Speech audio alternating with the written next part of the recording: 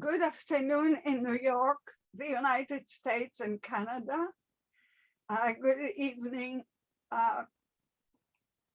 in Africa, Europe, Israel, and the United Kingdom. Good early morning in New Zealand, in Australia, and welcome whatever time of day or night it is for you joining us from the rest of the world. I'm Yael Danieli, founder and executive director of the International Center for the Study, Prevention, and Treatment of Multi-Generational Legacies of Trauma, ICMGLT for short. The ICMGLT is headquartered where the Lenape lived before and during colonization of the Americas. We recognize these indigenous people of Manhattan, their displacement, disposition, and continued presence. Thank you very much for joining us today. This International Center for Multi-Generational Legacies of Trauma webinar is held in observance of the International Day of the World's Indigenous People, which this year follows His Holiness Pope Francis' pilgrimage to apologize to First Nations people in Canada for the Church's role in running the Indigenous residential schools in the 19th and 20th centuries there. Keeping in ICMGLT style, international multidisciplinary participants will discuss this profoundly painful multi-generational legacies of these infamous colonial residential schools and of related traumas and losses to victim survivors, families and communities, professionals and descendants' attempts at pursuing mourning, healing, and reparative justice and education.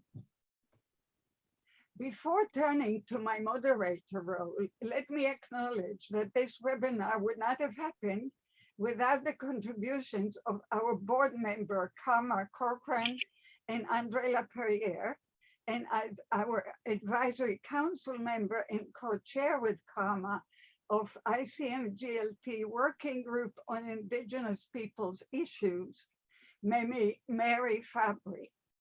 Thank you so much, Karma, Mary, and Andre. Your moderator, that is me, is a clinical psychologist, victimologist, traumatologist, and psychohistorian who has devoted much of my career to studying, treating, and preventing multi-generational impacts of massive trauma to victims' rights and to reparative justice. To offer the webinar's opening prayer, we are fortunate to have with us an old beloved friend, Hereditary Chief Phil Lane Jr.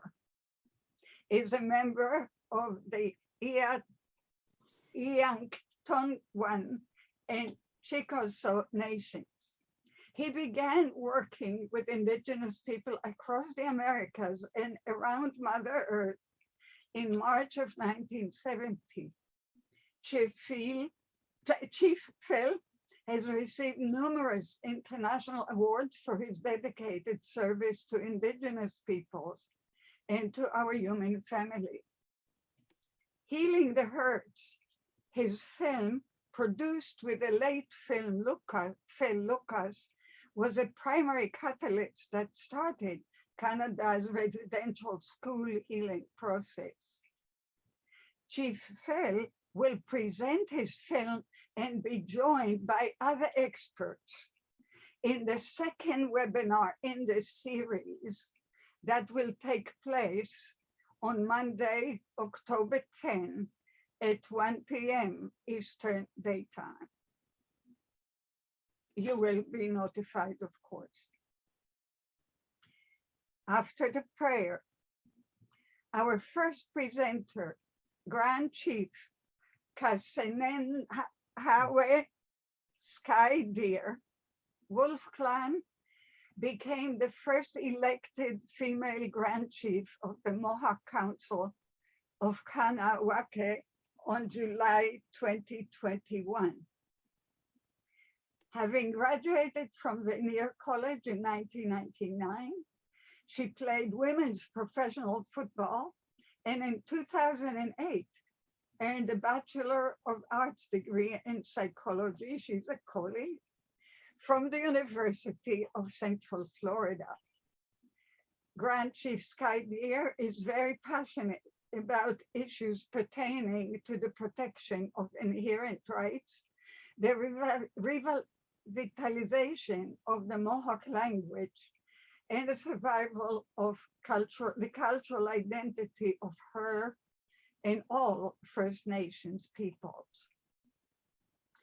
Our second presenter, Deborah Parker,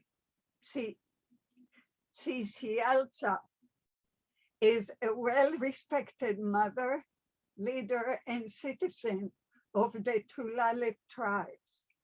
She is also of Yakui and Apache descent on her mother's side.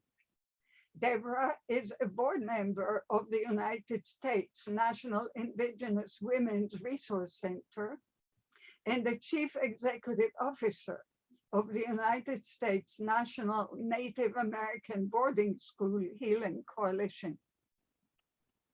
Last but not least, Phoebe Davis is Ngati Manu, Kohatutaka Ngapuhi.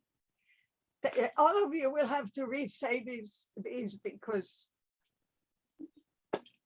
they're your names.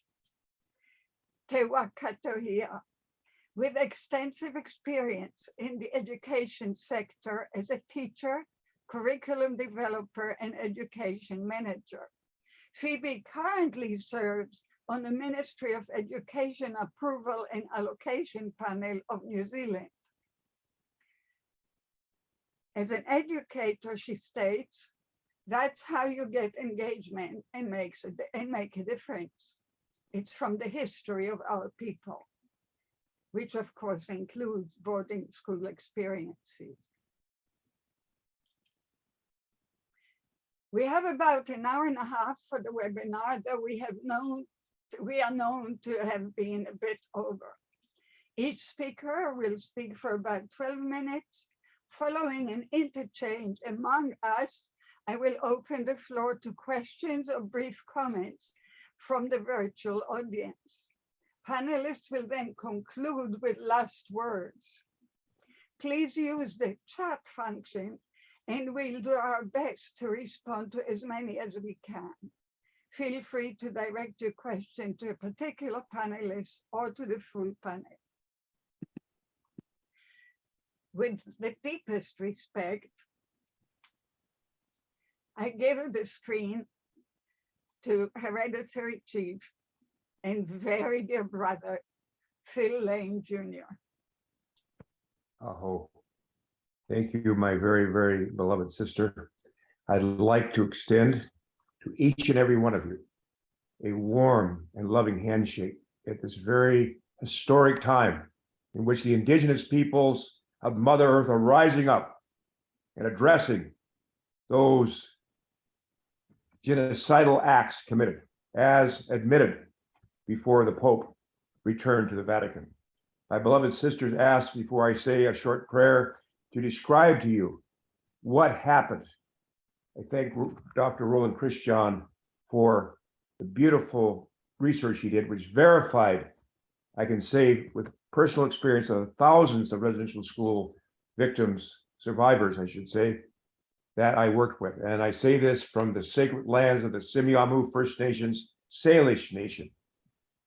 Physical abuses, sexual assault, including forced sexual intercourse between men and women authority and girls and boys in their charge, forced oral, genital, and masturbatory contact between men and women authority and girls and boys in their charge, sexual touching by men and women authority of girls and boys in their charge, performing private pseudo-official inspection of the genitalia of girls and boys, arranging or inducing abortions in female children impregnated by men in authority, sticking needles to the tongues of children, often leaving them in place for extended periods of time, inserting needles into other regions of children's anatomy, burning or scalding children, beating children unconsciousness, beating children to the point of drawing blood, beating children to the point of inflicting serious permanent or semi-permanent injuries, including broken arms, broken legs, broken ribs, fractured skulls, shattered eardrums, and the like, using electrical shock devices on physically restrained children, forcing sick children to eat their own vomit, unprotected exposure as punishment to the natural elements, snow, rain, and darkness, occasionally prolonged to the point of inducing life-threatening conditions, frostbite, pneumonia, etc., withholding medical attention from individuals suffering the effect of physical abuse, shaving children's heads as punishment, psychological emotional abuse, administering of beatings to naked or partially naked children before their fellow students and or institutional officials, public, individually directed verbal abuse, belittling and threatening, racism, performing public strip search and general expression of children, the forced removal of children from their homes, families, and people, cutting children's hair or shaving their heads as policy, withholding presents, letters, and other personal property of children, locking in children in closets, sometimes for extended periods of time, segregation of sexes, forbidding the use of Aboriginal languages, forbidding Aboriginal religious or spiritual practices, eliminating any avenue by which to bring grievances, inform parents, or notify external authorities of abuses, forced labor, long-term and isolated confinement, enforced unsuitable living conditions, starvation, inadequate nutrition, below levels for normal growth and subsistence, providing food unfit for human consumption, exploiting child labor, forced labor under unsafe working conditions, inadequate medical services, sometimes leading to children's death. Last part, church inaction, failure to bring local instances of abuse to the attention of higher church authorities, failure to bring local instances of abuse to the attention of federal appropriate provincial government authorities, failure to protect children under their care from sexual predators and physical and emotional abuse of all older children, also attending residential schools, which, by the way, they encourage the older children to do this to younger children. Failure to remove known sex offenders from the position of supervision and control of children. Agreement to federal funding levels below those the churches themselves believe necessary for operations. Starvation as a cost-cutting measure. Neglect of their educational mandate. Government inaction. Failure to adequately inspect or otherwise maintain effective supervision of institutions in which their legal wards have been placed. Failure to fund schools at levels sufficient for maintaining the physical health. And finally, removal or relocation of internal personnel critical of residential school condition. I want to say right clear.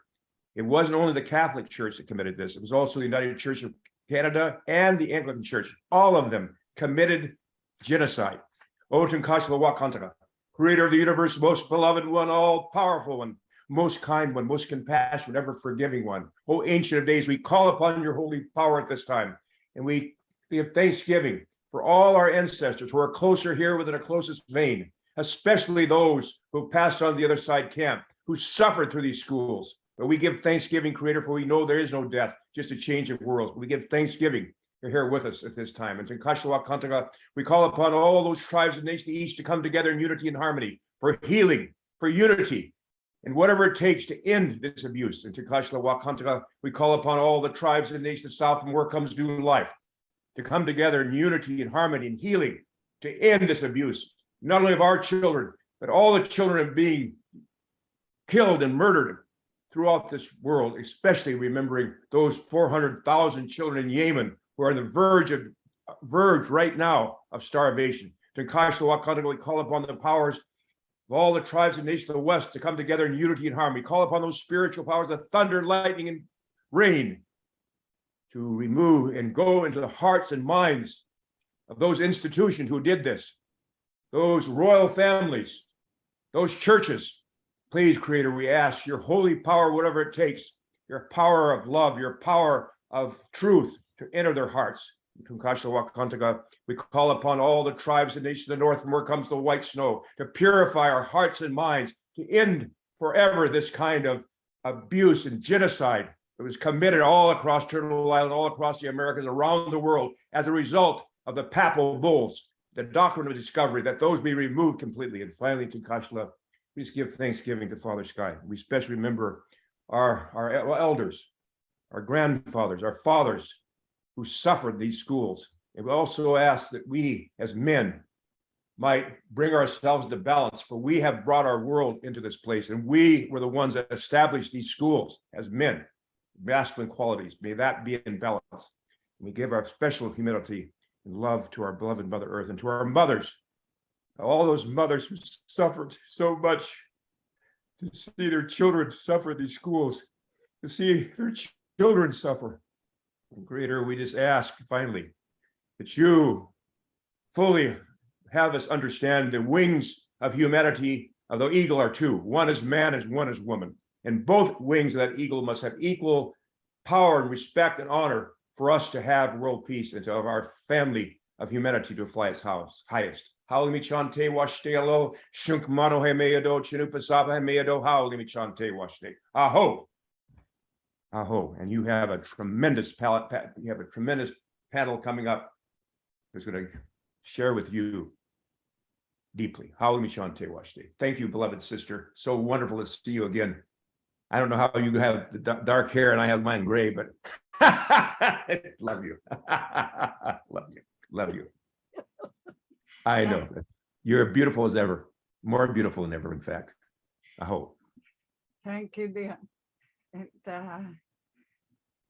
I just covered up better than you.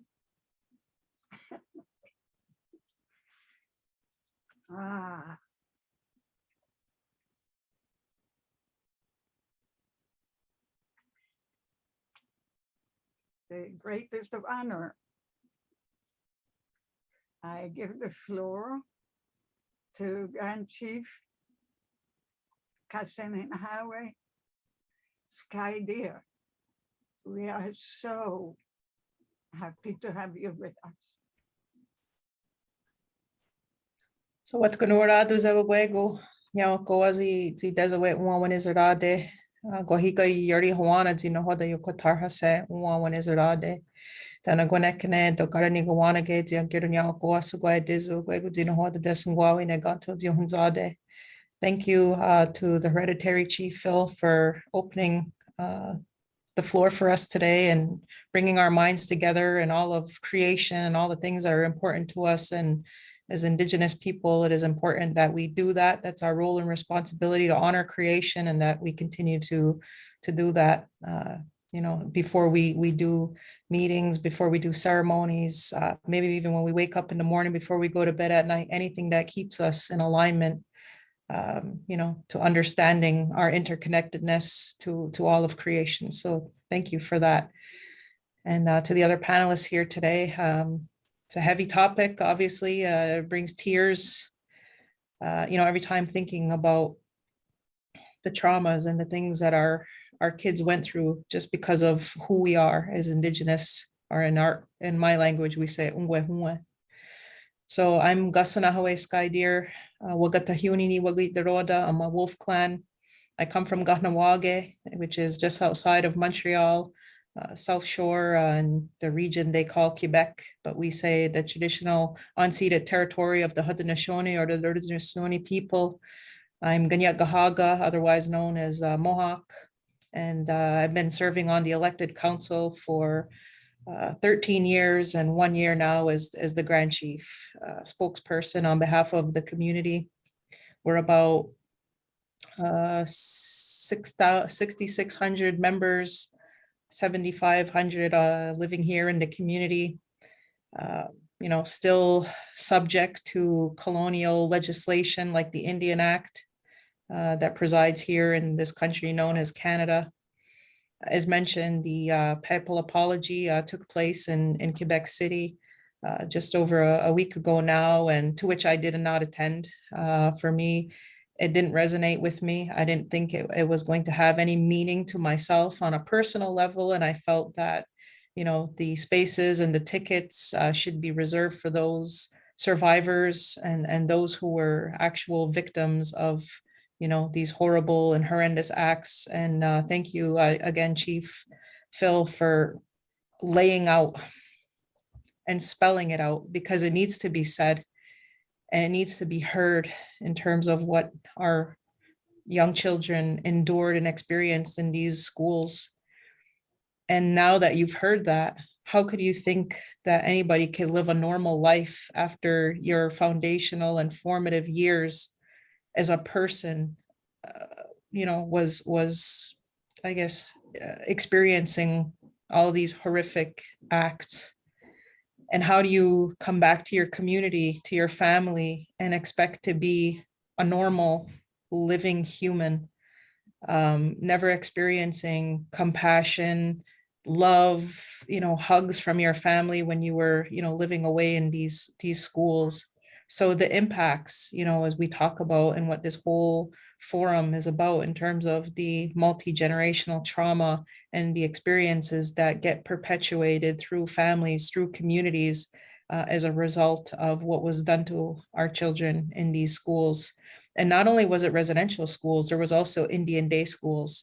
In our community alone, we had 4 of them.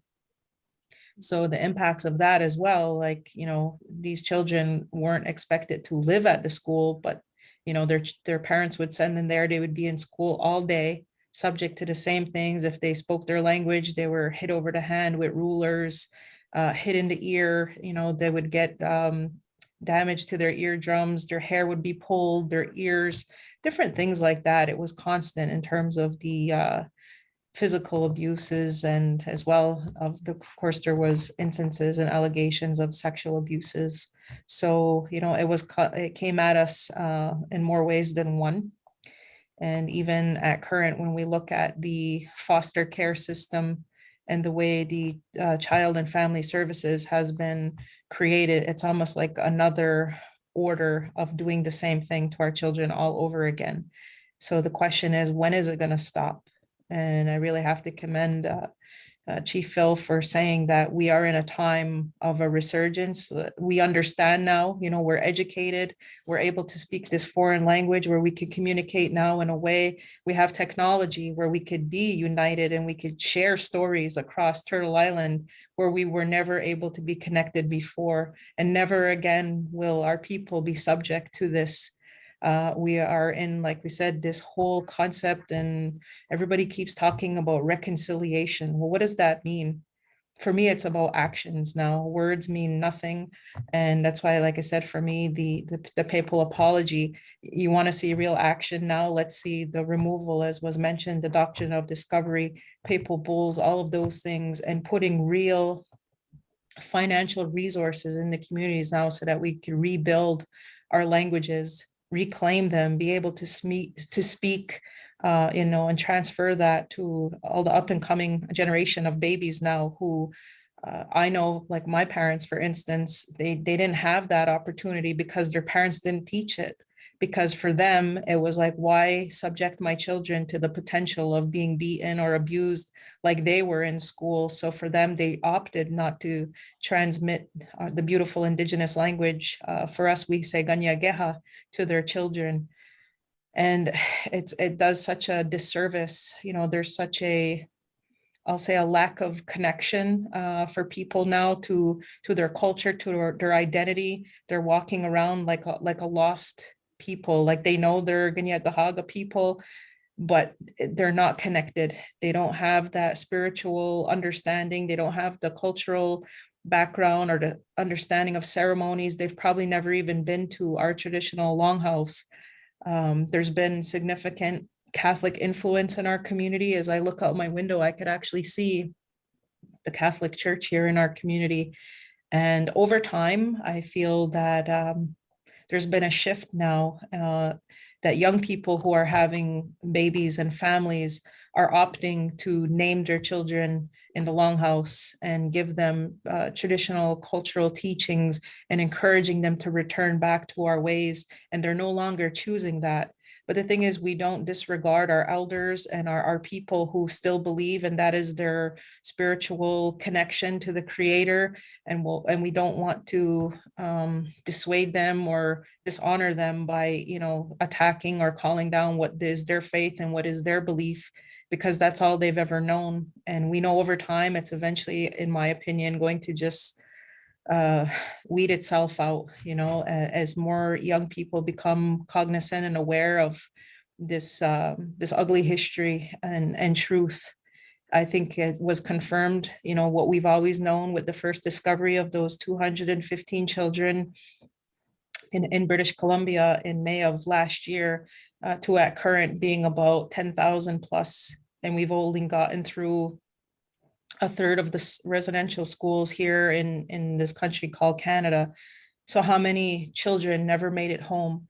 And can you imagine the families, how they feel to never have closure, that your baby never came home, your sibling never came home, your niece, your nephew, your grandchild, and never having that understanding of how they passed or what happened as those records were closed and sealed, or, the story that was provided to the family was false. So it's, in our community, as I mentioned, being on this elected council now, when we established our priorities, our number one priority had to be the overall health and wellness of our community, because what we could see right now is there's a lot of hurt, there's a lot of anger, there's a lot of, people don't know where to turn with all of this pent up feeling of resentment and hatred, even to some degree. And sometimes if they can't address it to where the actual perpetrators of that are, they turn laterally. And that's when we see the violence in our own communities, lateral violence, bullying, and actual physical violence in the households. And then it could even perpetuate again some of the cycle of abuse of what their parents experienced in the residential schools. So we got to learn how to break the cycle. And like I said, I think now that we know so much, that we've become so woke to, everything about our history as Indigenous people in 500 years, that we're at this crossroads now of what are we going to do for our future? For us, we all know about 7 generations principles and thinking, and about the actions we're going to do now has to resonate and have some kind of impact for those faces yet to come. So I ask people in my community all of the time, the ones that are out there on social media attacking and the system, right? Because even the system that I'm a part of right now is colonial. It's born out of the Indian Act. It's the way the governments have placed, governance structures to dismantle and take away from the hereditary system. Because again, it was all an attack and erosion on who we were as Ungwehue, because they didn't understand us, right? They were threatened by us, and what you don't understand, you attack.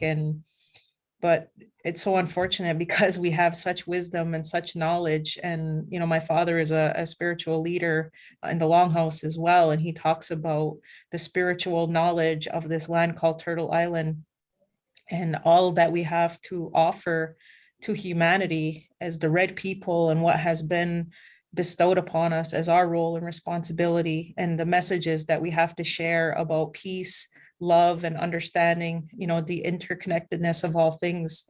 And that's why those words that we say at the beginning when we do those openings and acknowledge creation is because we understand that, and that we are just spiritual beings here having a human experience. And sometimes those experiences aren't good, but nonetheless, we forge forward and we try to do the best we can in this short lifespan that we have to make changes to create a better tomorrow, like I said, for those generations yet to come. And, I think of the legacy of my ancestors and what they went through, that I could still stand here today, as I said, and be able to speak my language, to know my ceremonies, to be able to be proud of being Ongwehue and Ganyagahaga, and that the role that I carry on now, and ensuring that, we're going to do everything we can to push forward. We're never going to forget our past, and there's other races of people, like I was even invited to go to a Black Women's Summit and talking about what the experience has been for African people who were dragged and displaced from their homelands to come to Turtle Island, and how they were exploited and what their experience has been like. And then I also have friends who are Jewish and what their experience was like going through the Holocaust and all of that. So it's like, when is humanity going to wake up and stop having this feeling of superiority, or that we can rule and have this dictation over others, when as people, we all have a spirit, we're all beings of the creator, whatever that may be that you believe, if it's God, if it's Jesus, if it's Buddha, if it's Sugwai Dizu, whatever it is, we're all a part of that whole cycle and that whole circle, and that nobody has dominion or the power to be able to control or, you know, do all these things to others. And that's why we have such dysfunction in the world.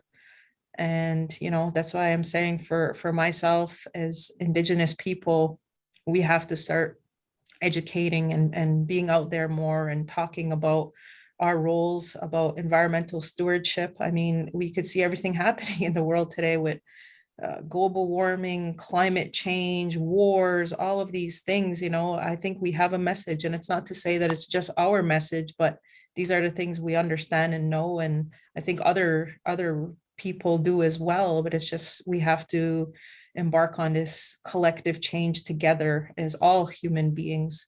But again, our mentality is rooted in that cultural understanding and what was bestowed upon us by the creator as our role and responsibility.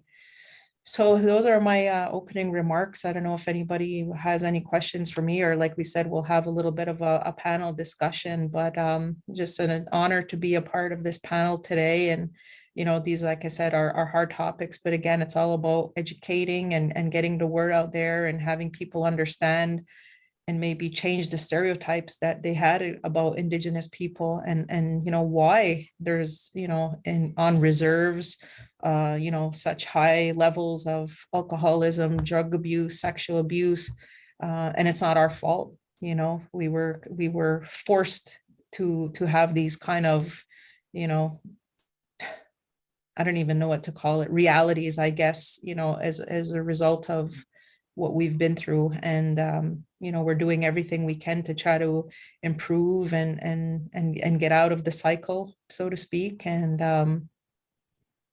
yeah, it's we need allies, we need people understanding, who want to, you know, do some outreach and work with us, so that we could feel that, you know, we're valued, that we have equal opportunity, that, you know, our voices matter, that our children matter, and that we could all have a strong future together. So Tonyawan again, thank you, and thank you for listening. Oh, God bless you. If you have a chance at some point to read the mission of our center, you just said it. We are all together. Thank you so much. And Deborah, please, we're waiting for your wisdom.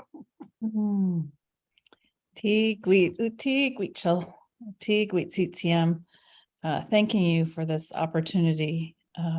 Sitsayaltsa sitsta Tualcha Doflela Lami Apache Yaqui. My traditional name is Sitsayaltsa. I'm a citizen of the Tulalip tribes, what's located in now what's called Washington State in the U.S. And so my people are from the Canoe people. Our Salish Sea is those are our highways. That's how we travel, and we're people of the waters, and we honor the Kukulhach, the blackfish orca whale, and we come from we are the people of the salmon. And so I come to you from the beautiful homelands of my Snohomish people. And so I'm in deep gratitude of this moment to discuss what trauma looks like, and I want to give deep gratitude, Wopila, to Uncle Chief Phil Lane Jr. for the beautiful prayer and for sharing the words that we hear each and every day. I'm the Chief Executive Officer of the National Native American Boarding School Healing Coalition. And so each and every day we hear these words that Uncle has shared, the slapping, punching, pulling, hitting. These are realities that we hear as staff members who work to bring justice, work to bring education, that truth, and ultimately some healing to our communities.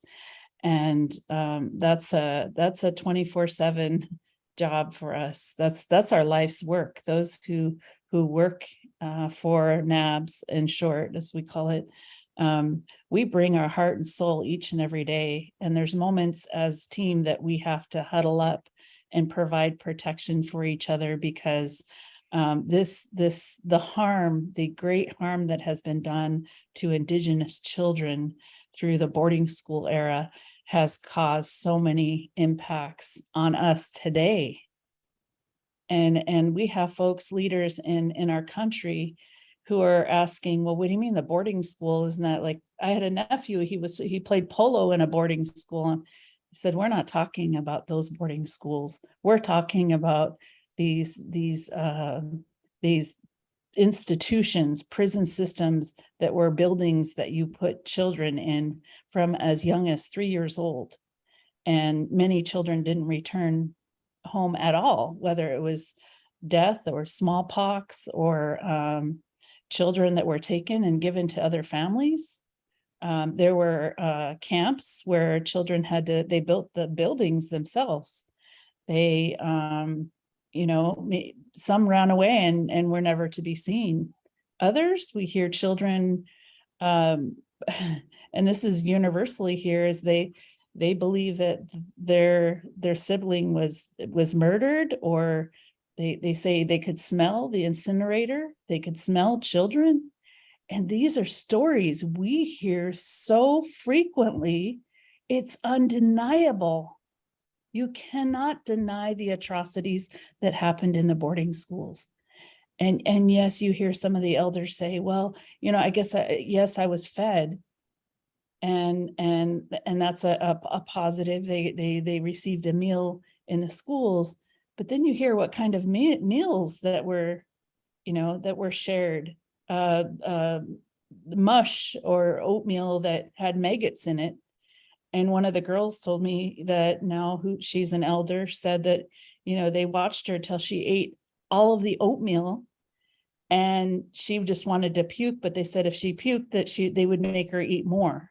So she held it down. They waited, I don't know if it was 20 to 30 minutes, and then excused her, and she went in the bathroom and made herself puke. And so these stories are very consistent, very pervasive. And these are stories that occurred. These are events, these are atrocities that occurred on our sacred lands here. And yes, we know colonization came in, and one way for folks to eradicate Indigenous peoples were to take their children and put them in these, some people say, we don't call them schools. It wasn't a place of learning.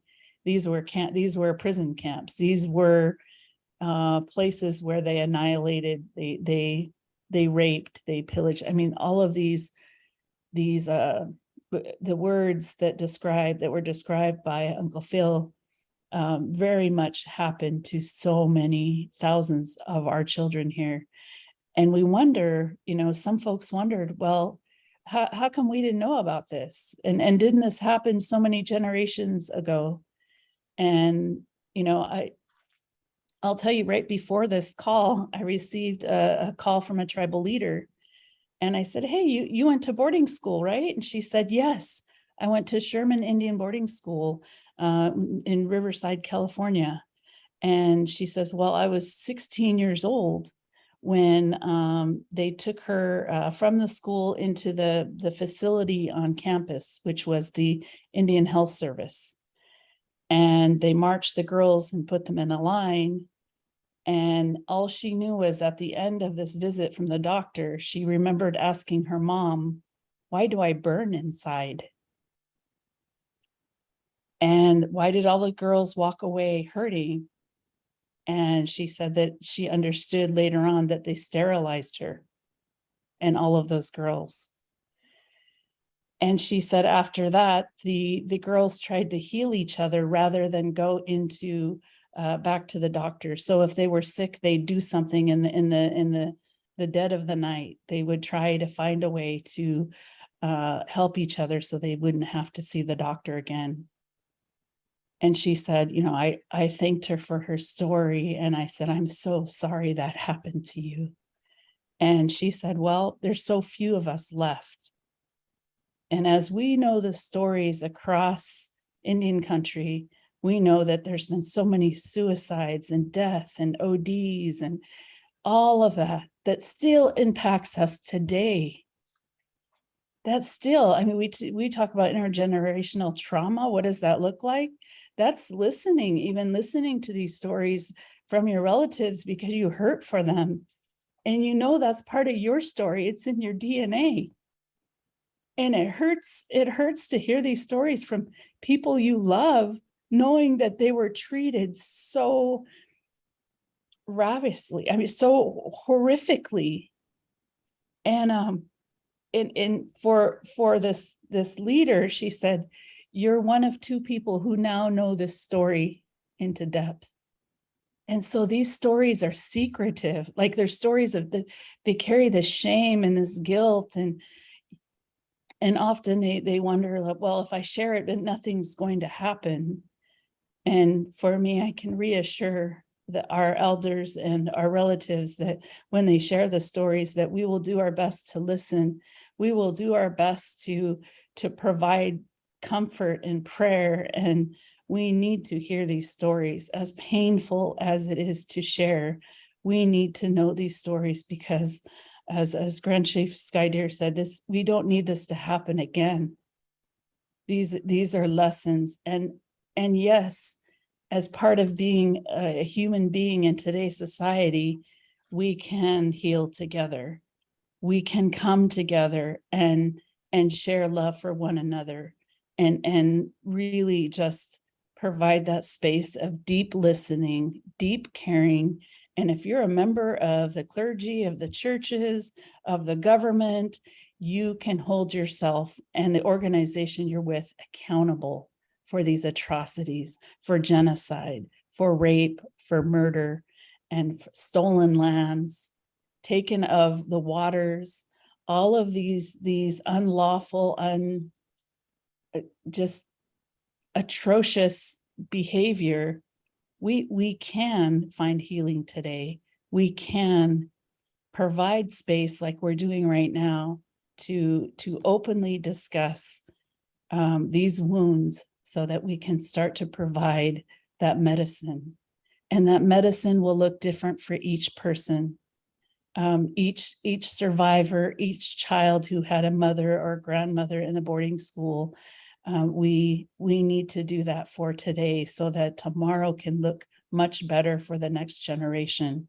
And that is our role, is to really deeply listen, to support in a very loving and honoring way, and to understand where that person comes from. What language do they speak, or what language was there before it was hit, punched, pulled out of people, so that our languages can flourish, they can come back, and then the balance of the earth can start to heal. And I think that that's going to be incumbent upon humanity and upon each and every one of us to find that healing and to support another person beside you in that healing. And so I'm so thankful for the panelists here, for you, Dr.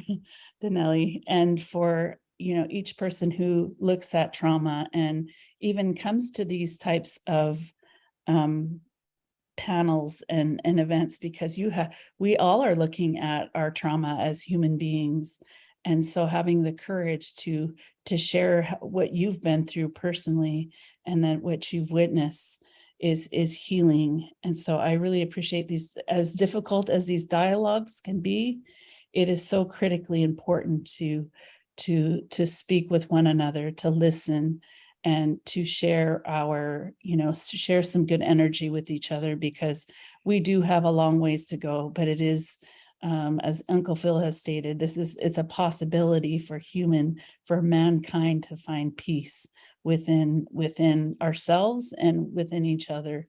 And as we know, this takes great work. So I just wanted to raise my hands in our Coast Salish way to say, Tig Witsichal, thanking you for this opportunity to share just a little piece of that what intergenerational trauma looks like, and that it's not over with. This is still impacting our people. We still need to find our children. We still need our records of when our children were sent to these residential boarding schools. We need to know where they're at. We need these records to come to our communities, our nations, to organizations such as the National Native American Boarding School Healing Coalition. We have a long title, but there's so much important work happening, and each and every one of us can be a part of that work. And I know that we'll be blessed when we do this work. We will continue to be blessed as we start to heal a nation. So thank you. Thank you. Thank you so much, Deborah. And the center is 100% with all of us. I don't even need to say that. Phoebe, all the way from New Zealand, but in our heart, you're right here. And technology, as was pointed out, it's not only Turtle Island. What is New Zealand called, named originally? Aotearoa. What was it? Aotearoa, the land of the long white cloud. Aotearoa. Kia ora. Whakarongo mai ki te reo e tangi nei. E ringi hea mai ano, mai aku kamo, mai taku roi mata e. Piti mai te rā, ngaro ana te mamai, ngaro ana te pauri, kaua e mauriri, anei anō he rā. Maranga mai e te iwi, kia mau, kia u, kia pupuri ai, ki ngā akoranga nui. Listen to the voices that are crying and see the tears that fall from my eyes. But as the sun shines, the pain dissipates and the sadness falls away. Don't hold any anger, for this is truly another day. Rise up and hold firmly and securely and forever to the great teachings of our ancestors. Tihei mauri ora. E Chief Phil Lane Jr. ngā mihi ki a koe mō tō haka moemiti nau nei I puare wa tātou nei hui huinga. To you, Chief Phil Lane Jr., thank you for opening our day in prayer. E te mokopuna e zina oki koe me ngā mate o te motu, me tau ake mate hoki o tamariki o mokopuna e moi, kia au o koutou moi mai rā. E te hunga ora, ka nui ngā mihi kia koutou, ki o koutou mau ngā whakahi ki o awa e rere atu ana ki te moana, ki a koutou ngā tangata henua, ngā iwi me ngā hapu ki tō whenua, he mihi rangatira ki a koutou. I hear your pain, I feel your hurt, I feel your trauma, I cry and I hurt with you all. How do we climb up and stand up from this trauma? It's time of resurgence, as Chief Phil says. I want to greet you from Aotearoa, the land of the long white cloud. Greetings from my tribe of Ngāpuhi and my rangatira, my chiefs and my elders to you all today. I speak as a kai kōrero a speaker for education for my tribe of Ngāpuhi this afternoon. I acknowledge the work done by our people who have lived this trauma, pounding down the walls of our parliament, of our government, to bring about the Royal Commission of Abuse of Children in State Care. Hearing redress, remedy, because redress is, our definition, mine is the remedy or set right an undesirable or unfair situation. We talk about redress in my homelands. We don't talk about reconciliation. And the redress of individuals, but not just of individuals, but a whole generation of people. How do you redress that? Generations. The judge of the Royal Commission that listens and hears, it's called political listening. That also needs to happen to provide that medicine, as Deborah says, from the colonialists, from the state. The political listening is important. Then our own healing begins. Our healing, this is part of the healing listening. My kōrero, my voice today is about acknowledging your pain and story. I'm sharing with you my story from our pain and trauma and how we are beginning to climb out and rise up from the trauma and rise up, and how we are using our history and the teaching of it as our reclamation of what was denied us in our teachings to our people. Claiming back our histories to be taught in our schools throughout the land. I heard you, Chief Kasanawe Sky Deer, about those histories, about education. Claiming back those histories to be taught in our schools throughout our lands. This is just one way to acknowledge the past, the trauma, to move forward, to heal towards our future. Why is history important to Aotearoa New Zealand? It's about reclamation for me as Māori, as Ngāpuhi. Reclamation is the act of returning something to a former, better state. So to know one's history is to know oneself. History is a continuous thread. Contemporary influences in our lives are often linked to past events. Our actions today shape our history tomorrow in Aotearoa.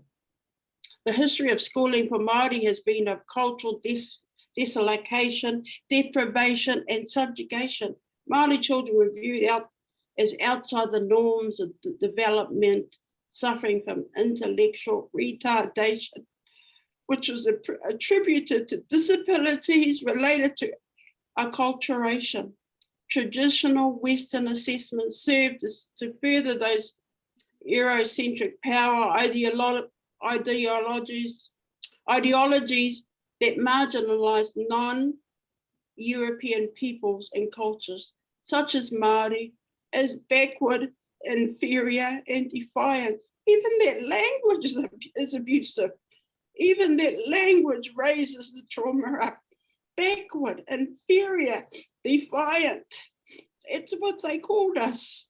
Intelligent testing and child studies in the early 20th century were utilized to reinforce thinking about the racially inferior Māori child. It's me, that's my mother, that's my grandmother. IQ and mental ability tests provided evidence confirming the presumption of inferior innate intelligence.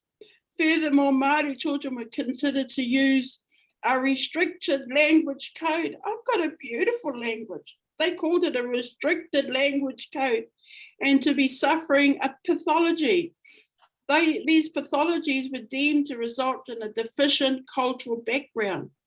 Over successive years, these deficient perspectives of Māori children continue to inform and justify successive education policies that stated the stereotypic low-achieving Māori student becomes a self-fulfilling prophecy, compounded by policies that target Māori because they are at risk rather than because they have potential.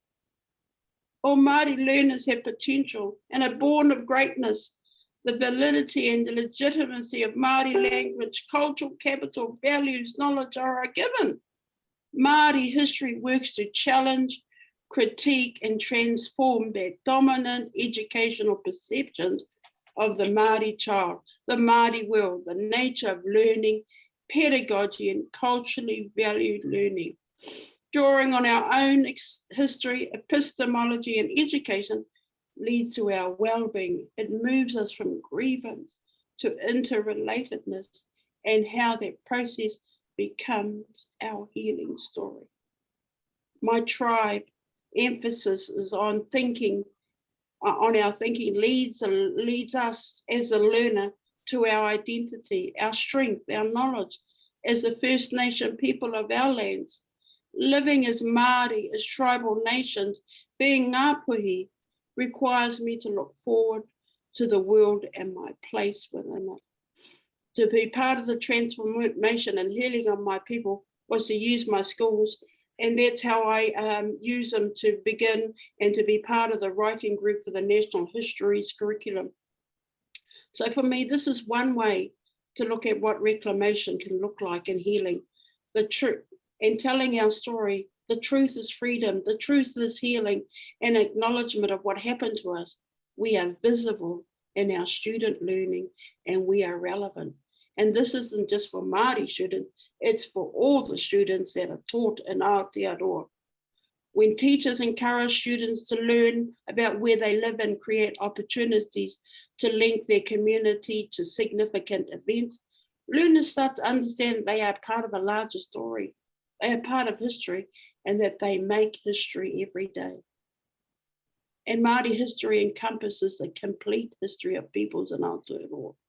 When young New Zealanders, Māori and non-Māori, place themselves in broad historical past of Aotearoa, New Zealand, this helps to shape their sense of who they are and how they and their ancestors came to be here.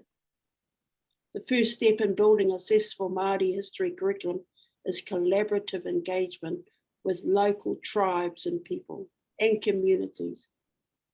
Iwi and Hapu, that's our tribes and communities, are the history experts in local areas and the holders of knowledge about important people and stories of the past, as well as the history makers of the future. This relationship needs time and energy, but solidifying a school, a tribe, and iwi relationship gives a depth, authenticity, and relevance for students that they could not get from anywhere else.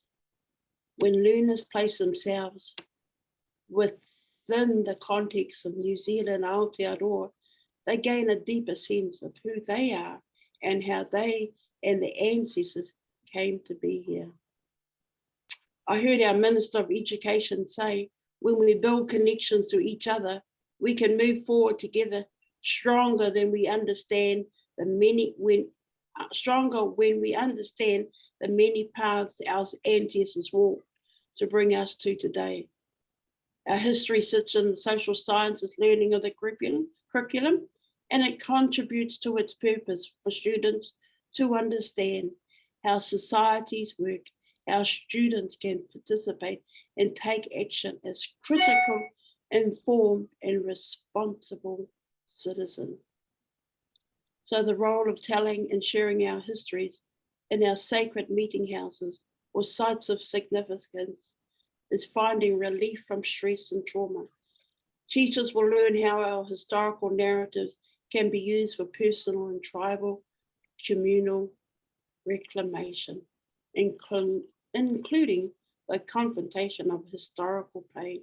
That's really huge. I was part of the guidelines, the preparatory work for teachers in schools before they even looked at the histories curriculum, because they have to understand the intergenerational trauma, that they're going to be working with families, they're going to be working students that have that. So what do they need to do to prepare themselves? We're saying the history is not to be taught by teachers really in the schools, it's to be taught. Our history is to be taught in our sacred houses by our people. I'm the storyteller. My mother is the storyteller. My uncle is. That is our history to be told. That is our history to be heard and to be felt. No one hears it and feels it the same as we do. It's part of that healing listening. And I just want to leave it at that. And that's just wanting to share with you how we are addressing that. And I feel really humble to sit here and hear you and sit in that pain and that trauma. And I feel less for it, you know, in some ways. And I just wanted to share how we are trying to rise up from that and what we need to do as a people. And this is only one way. I work in my tribe around our historical land claims, and we hear the trauma because it comes with the story, but their political listening is happening. The government has set up tribunals. They have to hear our story. I'm currently part of another hearing. It's called the Mana Wahine claim, and it's for the women of our tribes to tell our story, before the signing of our treaty, and I'm part of the contemporary claim. So that is political listening again. Doesn't mean that they heal our trauma, but I want them to acknowledge that, not in the way that the Pope did, but then they have to decide, like the judge says, how do we give redress to you as a tribe for the trauma that having the abuse of your people in state care, in state schools, in boarding schools? What do we need to do? Help us to help you find a way forward. Nō reira, tēnā tātou katoa. Thank you. Thank you. There's a lot to share. We probably need at least a week to to just a little unpack very gently some of what was spoken about here today. So I don't even want to presume or anything to even pretend there's a summary here. We are opening a door to a road that's really to going up, to going forward together in this amazing dialogue. But before we go to the questions from the audience, do you have any comments or questions to each other that were awakened by listening to each other? I'm sure you have a whole week worth, if not a whole month, but anything that you'd like to bring up now, or to put any emphasis on, or that touched you in particular, or that connected with something that you have been thinking or feeling. Kia ora, everyone. I think for me, with the panelists, is thinking about that. Languaging is important, as we know. And what is the language? We, Grand Chief Kasanawe Skydia, you said, reconciliation is not the word. At the moment we are because we don't like that word in New Zealand, Aotearoa. We are using, when we talk to the Crown, redress about our lands. We are talking reclamation. My tribal moko tattoo is my reclamation. It was against the law to do that. It was frowned about. We are reclaiming this tradition again. The women are reclaiming it. The men are reclaiming it. We call it reclamation. That's our word, but it doesn't have to be your word. We keep thinking about that often because they want to settle with us. They want to give us a final settlement about saying sorry and it's over and that's the apology. It will never be over. So we don't want settlement. We talk redress. That whole thing about giving back and making it better, those sorts of things. But I'm just wondering, have you, between you and Chief Phil Lane, you have any words? Yeah, if all of you please unmute, because this is a conversation time. It's interesting that you Grand Chief, you spoke about your difficulty with the word reconciliation. We often speak about conciliation rather than reconciliation. Reconciliation assumes that there was a wonderful peace at some point, right? So maybe that's part of. When I was listening to you, I was asking myself, is that part of your? Why is that difficult to say in your mouth? In redress, it seemed you were happier with the word redress. So I'm doing exactly what I said I will not do, but forgive me, I feel so much a part of the issues. That's part of we talk about in what we call reparative justice. Reparative justice. Not just to retribute and not just to find the guilty, but to heal the victims and the system. So maybe we can go from there. Phil, I see you're ready to share your wisdom. Go ahead. Just very shortly, because I think the Grand Chief really laid it down here in Canada, from my perspective. There can be no reconciliation without restoration. Oh, yeah. No, and there can be no reconciliation because there was no conciliation in the first place, ever. So there has to be restoration. No way can there be reconciliation, restoration. Empty apologies mean nothing, especially when the government of Canada paid $25 million for the Pope to come here. But what's that about? $25 million they paid for the Pope to come here and give an apology without one penny to the people. That's sick. And that's why I cannot call it Christianity. This has nothing to do with Christianity. I call it churchianity because I'll tell you, no way is this any way, shape, or form a Christian acts that took place here. This was plain genocide. It was plain evil. And I don't use that word very often. It was evil. It was completely evil. I just want to add that. It's important. No reconciliation. Restoration has to happen until our communities are restored. And I'm talking about spiritually, culturally, emotionally, physically restored. This won't be ended. And I'll tell you, we're just getting beginning. The Indigenous people are just getting started. You haven't seen anything yet. While these younger generations that are coming, a seventh generation, to hear this Grand Chief, to hear Toja, Deborah, and hear our beloved relative from Aotearoa, we're just getting started. So get ready. And there's so many help coming together with us too. There's so many relatives of the human family, because we are one human family. That's what people didn't seem to understand when they came here. We feel and have just as much to contribute as any other human being upon this Mother Earth. I got carried away. There's just thank you. Deborah, go ahead, please. I can see the words flowing. No, very, very well said, Chief Phil.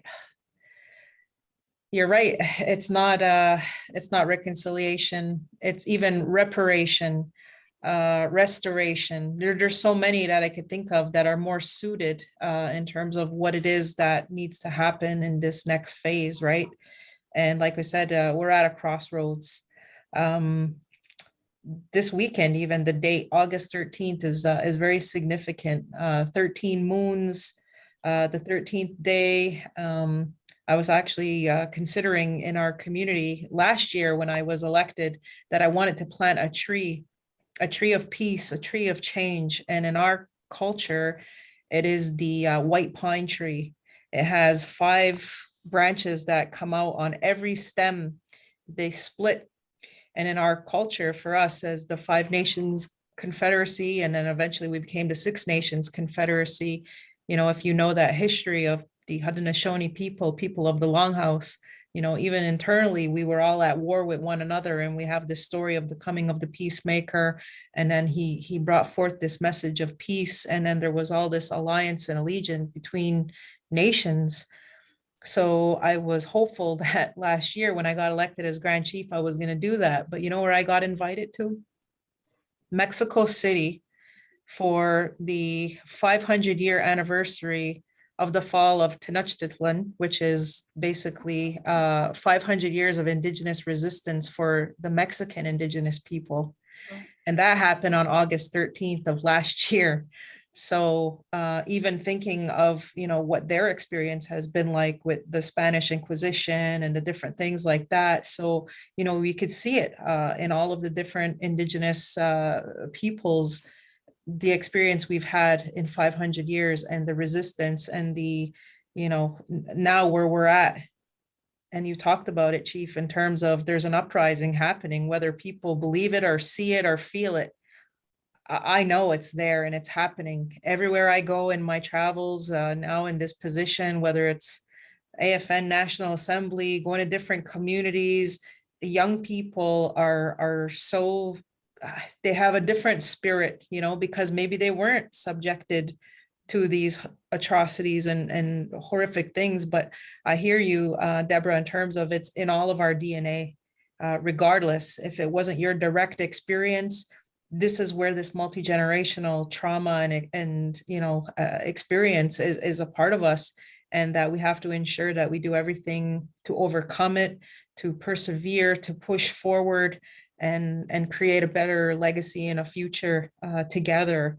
So I definitely think some of the work that we're doing in our community right now, our biggest project is the creation and development of a language and culture center, museum, theater, and we're going to create a hub and a space for nothing but language and culture activities to happen within our community, but also to bring people from the outside to educate them about our history and to create these kind of allyships and partnerships, because we got to do it together, right? I think some people feel really horribly, thinking that, you know, there are people who came across the salt water and it's their ancestors that were a part of this, and, you know, what happened to us in terms of the mentality. But it doesn't mean that they have to carry, you know, that burden and that kind of legacy themselves, and that they could be a beacon of change.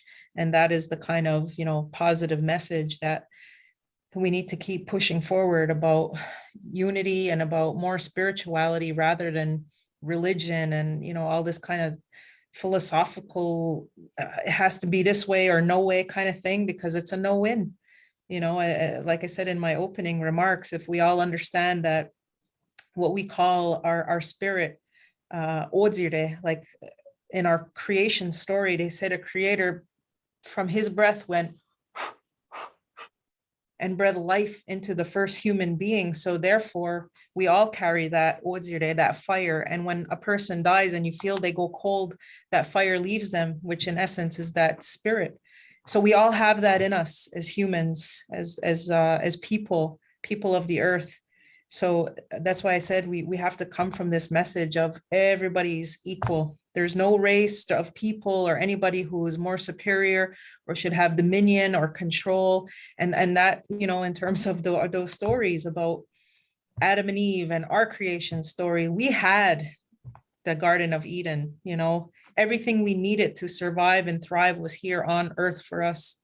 And all of this development and growth and, you know, like consumption, it's going to kill us. It's going to kill our mother. And there is going to be no future if we don't start doing things differently, speaking differently, hearing differently, acting differently, and seeing the world differently. It's our time, not just as Indigenous people, but humanity. Absolutely. So. Absolutely. Deborah, please. Yeah, I mean, I would definitely echo and add that this is our time to self-reflect. My partner of many years, he passed on almost a year ago. Hohobud Shinami said, you know, hold yourself accountable.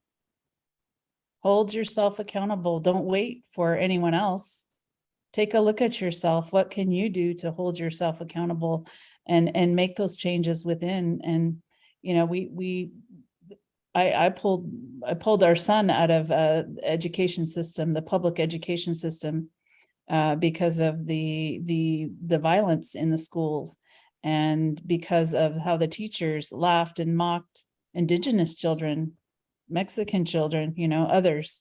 And I was an administrator of the school, over 21 schools, and I pulled my own son out because I know there's a better way. There's a more loving, there is a more embracing, uplifting way to educate our children that come to this earth.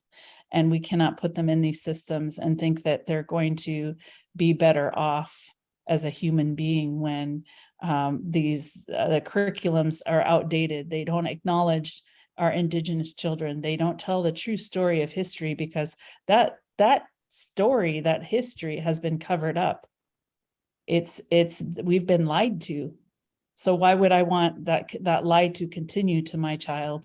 And so after raising my older two and sending them off afterwards with that confusion, I decided that I'm going to be more actively a participant in my younger son's life and continue as a mother. But I have to redefine.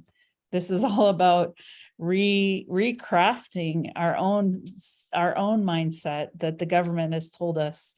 And if you pay attention to any of the historical movies and words, you know, we have been identified as savages, as, you know, any negative words you can think of.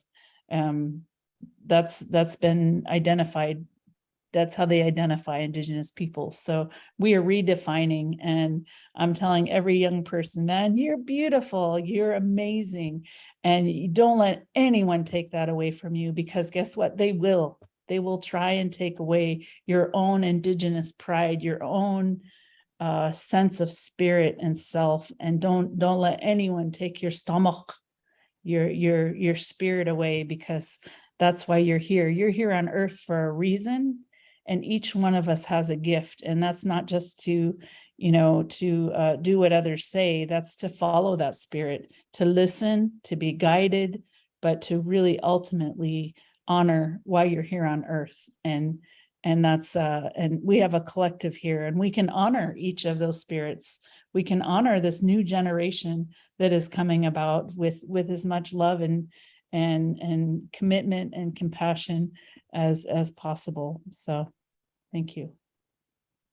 Thank you. And both I wanted to just share that in the center, I guess I'm must be sounding like a broken record, being the mama of the center. It is my baby, so I'm very proud of it. But part of, I want to offer that the word repair is what we use. And we even give awards, and they're called Repairer Awards. So just to send it your way, when you were describing the kind of center you want to build, this is exactly the kind of initiative that should have a Repairer Award in it, to it, kind of. But I would like to open the floor to also to people in the audience who've been. Somehow the question and answer disappeared. They were. I'm so sorry. And another, while I'm looking, I wonder where here it is. We have some questions from the audience, and I wonder if Robbie, you can probably, I don't know, we have a lot of them that we go. So one, V2, thanks Phil for listing just some of the horrors Indigenous children had to experience in residential school. Then Angelina Grist, she said, I thought I had some understanding of the horrors of the boarding school, but the atrocities are so surreal. Reparations are just but as a mother whose child died of abuse. I cannot begin to think how you calculate the price of this trauma, the lives of children, families, communities. Where do we start? And there's a question here from the head of the committee responsible for our library. A question from Ida Dawn. Robbie, can you let Ida ask her question now? Ida, are you here to ask it? Yes, I could let her in. Okay.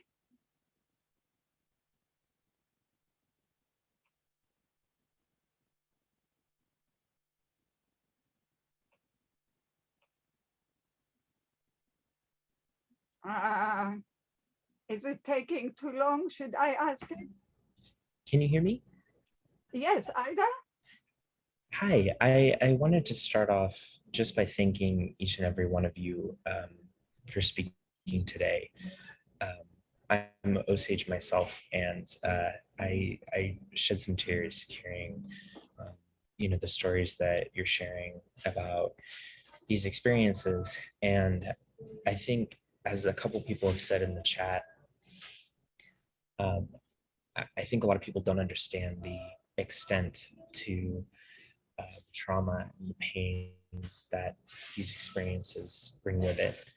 And I was wondering if any of you had any further reflections on how do we communicate the extremity of these experiences to these larger colonial communities, so that we can gain, reparative action that's, even attempts to be appropriate for the extent of this trauma. Because it seems like the conversation right now is a little obfuscated or not specific enough, because I don't think a lot of people know of the specifics of this trauma. I hope that makes sense. Okay, can you hold on to Ida's question so I can try some others so we collect them. Thanks, Ida. Thanks, Avery. Vicky asks how we can volunteer time to help. Be in touch with us. I'm sure we'll find a way. Please, that's very welcome. Ida is volunteering. From an anonymous attendee, it's for the whole panel. What advice do you have for Indigenous marginalized youth who are struggling with depression from intergenerational, multi-generational trauma? Many people in my community turn to alcohol, drugs, self-harm, and suicide to cope with the feelings colonization has caused. What is your advice for those suffering and for those who want to support their friends and families who are suffering? These are very painful questions, I know. So let's try to contain it while, and there's another anonymous attendee. I'm a product of multi-generations of residential school in Canada. I also attended for 6 years. I'm so sorry. A significant time of my important developmental years. I'm not old, and it is often thought, even within our own tribes, constituents, that this is a historical trauma, but it is not. Thank you for the acknowledgement and the words of truth. I wish the rest of the world would give us this topic the time it deserves. Starting with the teaching of right historical stories in school about what happened to our peoples. I will stop for a second now to let the panel take on these questions. There are several other questions, so let's keep that in mind. Please, panelists, the floor is yours. Who would like to start? Deborah, go ahead. Sure. I'm happy to start. I work for the national organization again, the National Native American Boarding School Healing Coalition. And so we have a website, boardingschoolhealing.org. And so we accept donations, help, support, become a coalition member. Right now we have a bill, 2 bills out, or a bill HR 5444 and Senate Bill 2907. And this is to create the U.S. Truth and Healing Commission on Indian Boarding School Policies in the U.S. Act. So we need your help with this bill, reaching out to the media, reaching out to your senator, whether they're Republican, Democrat, Independent. This is bipartisan. We just need as much support to pass this bill and to create this Truth and Healing Commission. So that's one way folks can help us, is just reaching out and educating and listening and giving space for our relatives who survived the boarding school and their families to speak and tell their own story. So I know it's being covered a little bit more here. We have a long ways to go, but just encouraging our relatives to tell their story in a public way if possible. I know there's a lot of trauma that is often that comes up for our relatives. So make sure that we're there for them as well. And I would say ask the youth when you say, how are you? A lot of times they'll say, I'm okay. I would go deeper than just accepting okay. Like, how does your heart feel? And, just really sit with our youth and listen, because that's what they need. They need a loving, compassionate adults and family members and friends, teachers, colleagues to come and really listen and really show that they do care.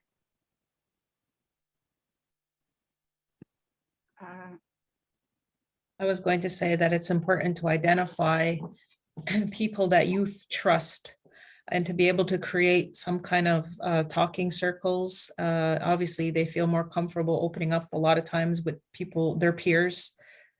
So in our community, we created youth groups, even initiated by youth that were leaders, that weren't always the ones that,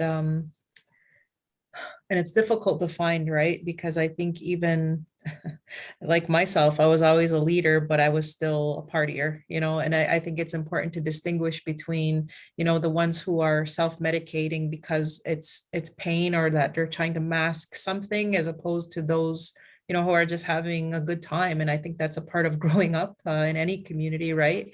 But you have to have that balance. And I find for myself, playing sports and always having those outlets, positive outlets, and having the balance so that you understand addictions, that you understand when to have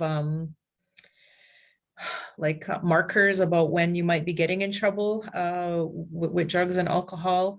But of course, these topics are so important. And I find the ones who are having the most problems when it comes to drug and alcohol abuse have often always experienced some kind of sexual trauma.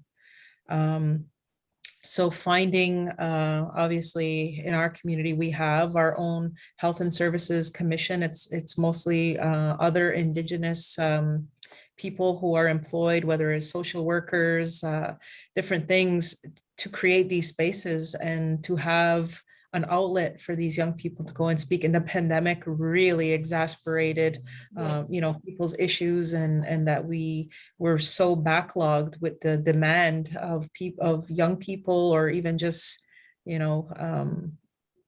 adults who were seeking assistance and help. So I also agree with Deborah's suggestion of, we in our own families have to make ourselves available for our young people and do these check-ins and, make sure that if they do want to open up and they do need supports, that we're there to help and we're there to listen, or we're there to find them if they need real resources and counseling,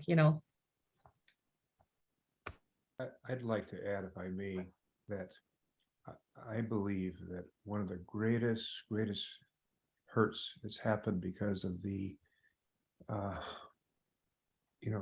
oppression and the colonization and genocide of residential schools is our own, between us, Indigenous peoples, our own disunity has been caused. And lateral violence, you can call it internalized oppression, but there's no power on heaven or earth is going to stop Indigenous people from correcting the injustice once we truly come into unity as we're moving towards. And that's going to take healing each of our own selves right here. Begins right here. What I can do most of all is the greatest curricula is people around us. And so to the degree we can heal ourselves and become this and let go of all the hurts in our communities between each other, it's been caused by this, and realize it's not ours. It's come from outside our communities. It's not ours. It wasn't ours to fight each other, to tear each other down, to take a first woman national chief and put her through what she's been through, or anybody. I'm not going to want to get into that subject, but and also women, without women's leadership, we're not going to move forward. We got to let go of this doggone thing we've learned. Women are the foundation. Women are those that will bring us out of this. Look what we men have brought us to. I'm just saying we have to look inside, and I'm talking about the world that way. We have to look inside ourselves and have peace among ourselves. Then I can guarantee you, all these questions will be answered, every one of them, including restoration, reclamation, once we come to unity, and that's coming. It's been prophesied and will come as sure as the sun rises every morning. It sets every night. Amen. Phoebe? Just to add, our experience with that in our many of our communities, we've got meth epidemic, and suicide rates are high, no different to your steps in your country, and and we've gotten help from the state, which is very minimal, even in the health sector. So our solutions belong to us. And there's no one on a white horse coming over the hill to save us. We know that. We are saving ourselves. So we are healing ourselves. We have set up groups that work in terms of mental health. And it all goes back to their trauma. So getting to the trauma, working with our young people, our gathering places, which I call marae, is where we gather. We bring our youth together. It's a long journey. And as you said, Deborah, that DNA sits in every one of us. And so the impact of what that has done is huge in our communities. And so we realise that, and as a tribal person, as a speaker in my tribe, we have the answers. And all our decisions, grandchildren are called mokopuna. All our decisions, we call them mokopuna decisions. If we cannot see mokopuna in the decisions we're making, they're not the decisions to be made. So we go back to that, and I hear the question about how do young people come together and heal. And as you all have said, what you are doing is what we're doing. They're deep listening, they're providing that space, they're getting communities to solve our problems, to help ourselves. Because what we've been done is in many cases, we've turned against each other. The Crown has set us up in the way we were looking at our settlements in terms of our land. We've turned against each other, divide and rule. So we need to be strong in ourselves and our identity. Those traditions you were talking about, Grand Chief, around those traditions around identity, who we are, reclaiming that, giving that back and showing that what that looks like. This is your river, this is your mountain, you come from this. Our children in the city, bringing them back to the country, to their motherland, to know that this is where they belong. They have a place, they come from greatness. Thank you. Thank you. You remind me when we created the group project for Holocaust survivors and their children, we indeed created groups for people to be together in a community so they can help each other and learn to help each other. Because sometimes when you're beaten down, you forget that you have things to be proud of. You forget that there are things that enriches you, that give the world. You don't see because you forgot to look. So let's continue. Robbie, would you let Emmanuel, are you still here? Robbie, could you open the floor to Emmanuel? We have a colleague from Rwanda who is with us to ask a question. So Robbie, Emmanuel? Emmanuel, are you here? Yes, Oh, wonderful. Here you are. Why don't you ask your own question? yeah, thank you very much. First of all, I'd like to thank. Hello, do you hear me? Yes, we hear you well. Yeah, I'd like to thank all the panelists for their thoughtful information. And first of all, I'd like to say, to empathize with them, because sometimes we don't find the right words to comfort people who suffered such kind of trauma and all consequences related to it. So my first question is this. Maybe I can just first apologize because I may not understand the context of the multi-generational legacy of the Indian and native residential schools. So I may ask questions which may seems like are not, may not sound good, but I really first apologize for that because I'm not of that context, of that cultural context. The first is to ask how the government is supporting the reconciliation process, transitional justice, restorative justice, reparation, because we know you cannot build peace on a broken heart. How does the government intervene or support the victim particularly and try to unite or reconcile people? And the second question is about mourning process. It's similar like here in Rwanda. During the genocide, some families were decimated. Even others, they didn't know where their own family members, either if they are alive or not alive. So how do they do the mourning process in that kind of situation? Because we don't know where our own are. We don't know if they are alive or if they are dead.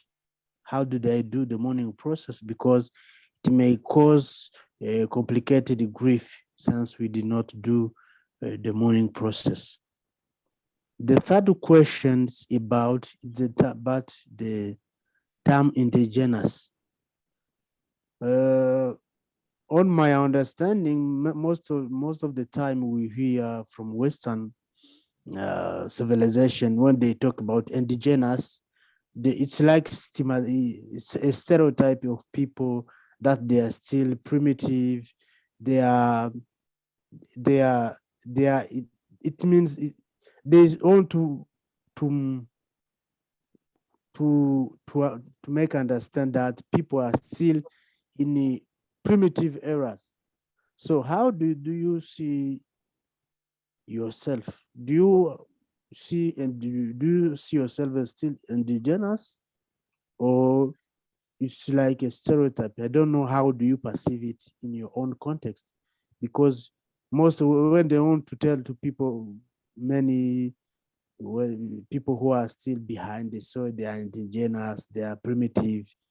So I want to hear from you to have some clarifications about it.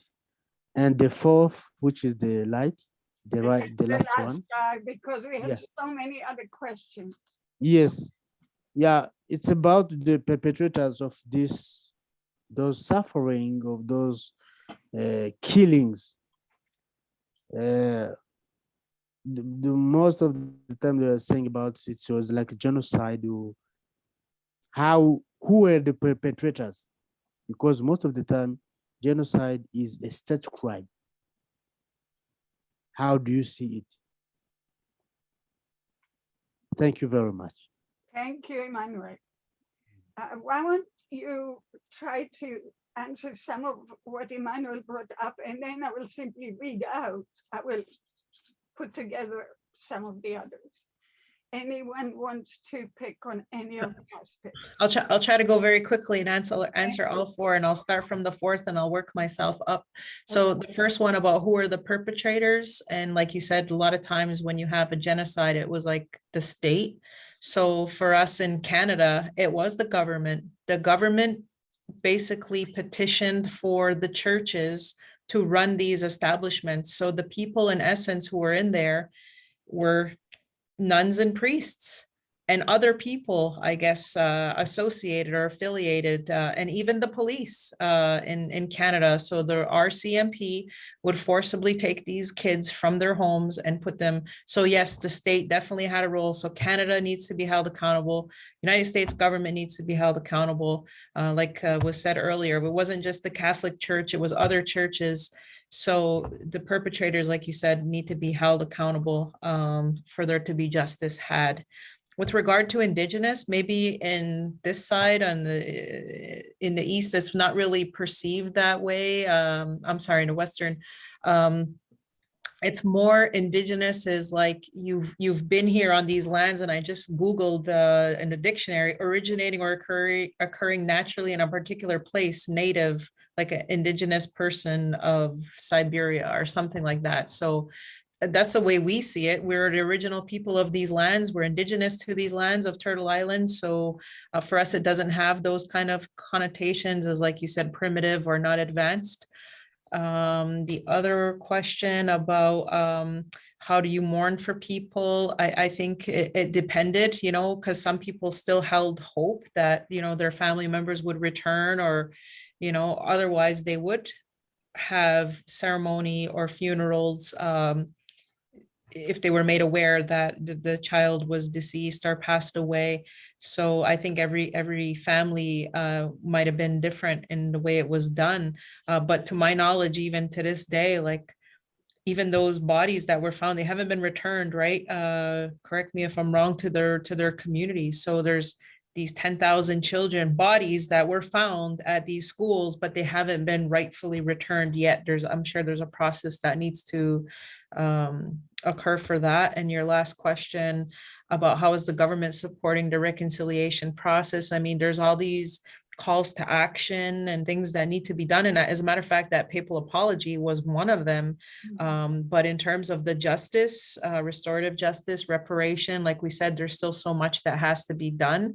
And they need to allocate significant resources, because it's going to take a long time for us to get to that place where we were strong nations, you know, fluent in our languages, practicing our cultures. Our governance has to be restored to our original traditional governance structures. So there's definitely a lot that the government has to be held accountable for.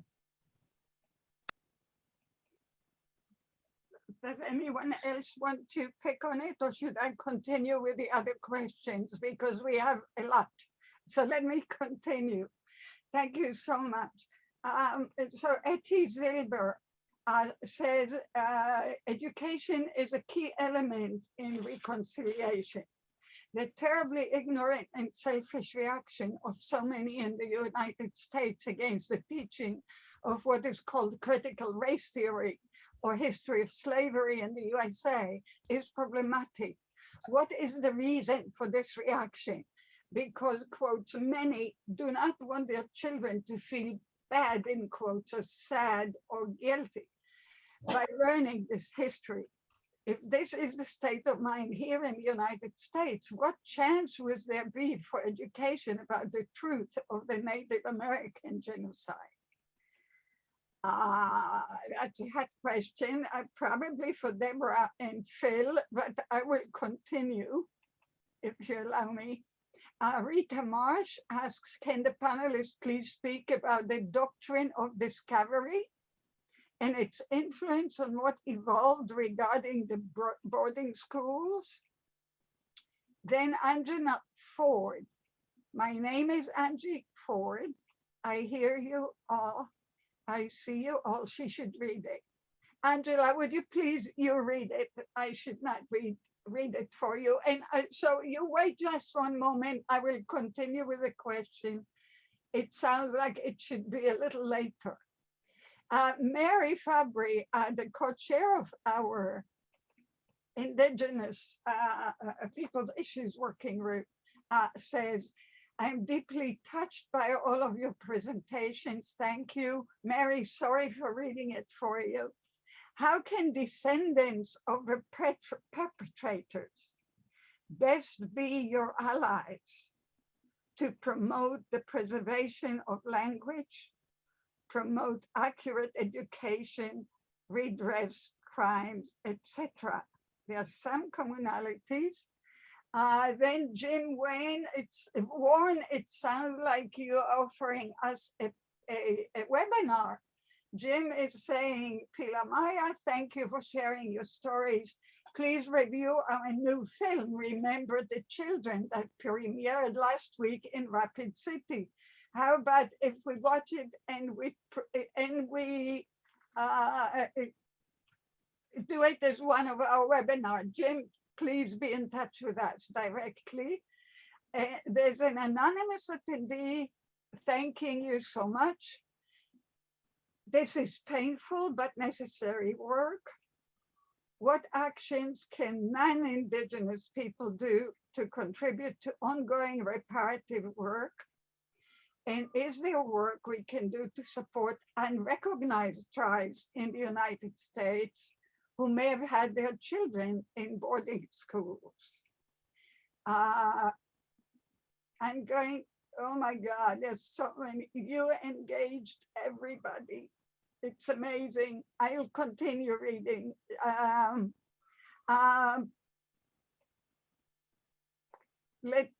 Rachel Fuladi, the multi-generational trauma is real. How do we raise awareness, but at the same time support, not re-traumatize through these discussions? Remember, Deborah, we're going to end sort of with that too, right? So thank you. This is a very important question indeed. Sandra Thompson, the United Church of Canada, was mentioned as one of the churches that administered residential schools. Do you think the installation of Reverend Dr. Carmen and moderator is a sign that the UCC is moving in the direction of understanding and being in good relationships? I'm going forward from an anonymous. It is possible for the resources to yes, I was going to ask anyhow, to post the resources on the chat and on the center. So each one of the panelists, please, if you have resources, put them in the chat, but make also sure that they're in the center so people can come to us, and if they need the information, we too will be a source of that kind of knowledge. Thank you. Will we get the recording? Absolutely, you will. I echo Rita's request that we have the opportunity to share with others who need the teaching of the powerful Indigenous people who are sharing their wisdom, courage, and teaching. I want to share with anyone I speak to in Region 15 of the UCC, Hereditary Chief Phil Lane's long list of abuse. Phil, I think Phil already put the list. I can answer you already. Chief Phil already put the list on the chat. So please use it there, and we have it in the center as well. So I continue what Sandra says. We should need nothing more than to listen to this list to see why there is trauma in Indigenous nations. And we should see this as the call for the spirit of the Creator in each of us to call to support all Indigenous people on Turtle Island in their labor to make Canada and Canadian respect human rights, individual and collective, of every Indigenous nations and persons. It is so good to be in a Zoom room with powerful, courageous Indigenous leaders. I cannot say it any better. Being able to listen to this webinar whenever I need to have my spirit energized to seek justice would be wonderful. It is indeed available. Now that you put your resources, and they will also be in the center, would you please address some of what came up? Education, the relationship with the church. There were some specific questions to the Canadian experience. So maybe Grand Chief, you want to take those? I think Phil is also quite familiar. I wanted to ask a question, informational question of you, Deborah. The bills that you specified, when will be the hearing and how can we help? And shouldn't we create an advocacy group of people who are interested in helping, particularly with advocacy? Let's get organized on that, okay? Because we do have a lot of volunteer, generous spirits around. I know that I myself would gladly advocate. So please put it on the chat, but also send it to me so people will feel more useful. Go ahead, please, Grand Chief. The particular questions for Canada. And then I'm sure, Phoebe, you would want to address the education part, and Phil, you always have total wisdom to address. And we also have Miss Ford. Remember, you had Miss Ford. You were going to have her ask the question, and we have a last question. Miss Ford, Angela Ford. Ford is marvelous. It's more than a question. I said I will give that after we answer these questions. Thank you. What would I do without your brother? I was busy trying to find a link to put into the chat of YouTube. My father, remember, as I mentioned earlier, was a spiritual leader, and he's actually the CEO of what's called First Nations Technical Institute in Tananega, and he was able to bring knowledge keepers from across Turtle Island and different areas to talk about these prophecies about Indigenous people and what's coming and what we need to do differently. So I was trying to get the link for that because, as I mentioned, I have to get off this call at 5 o'clock to have another engagement to attend to. So I know we said we went over our time today and we were only scheduled till 4:30. So my apologies. If you could just maybe reiterate what the question was specifically for Canada, I could answer, and then I'm going to have to leave. The specific question to Canada. Hold on, I was already placing myself on the missing voice. Just a second. Where are we? Okay, here we go. I want to share with everyone who speaks in region 15 of the UCC Hereditary long list of, that's okay. The question was of the particular church in Reverend Carmen's position. Is that is that in the right direction?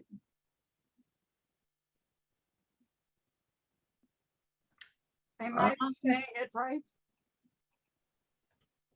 I'm, is it the right direction to have, so what is he, a leader of a different church? Right, the question is whether it's in the right direction of healing, opening the truth, everything we brought. I understand, that's how I understand the question. Okay. So like earlier, acknowledging that this was done, I think is a first step. And as I mentioned, I didn't go to the papal visit. I felt that it was more geared toward, like I said, the survivors. So for them personally, and I did have an opportunity to speak to some that attended, and it was disappointing. The language barrier, obviously. I think when the Pope came, he either spoke predominantly in French or in Spanish, and most people here speak English. So if you were present in person, you couldn't understand anything, so even that for them, it didn't really have any resonation or any kind of meaning, because if you don't understand, if someone's just there talking to you, although you know what the intent of it is, it wasn't real for them. So that's really disappointing, because we do have significant number of nations in the Quebec region that are French speaking. And for them, I'm sure it was a different experience. So that, I guess, acknowledgement that there was involvement and, being a part of this horrific acts is a start, right? Because the healing has to start somewhere.